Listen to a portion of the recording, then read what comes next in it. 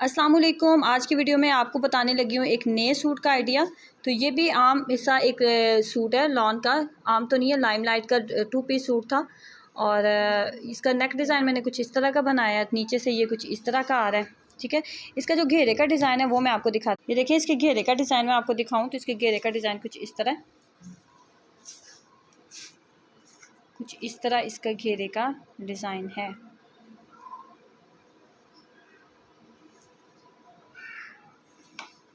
नीचे हमने इसके पल्टा लगाया हुआ है, साइड पे ये लूप्स आ रही हैं और इसके घेरे का डिज़ाइन कुछ इस तरह।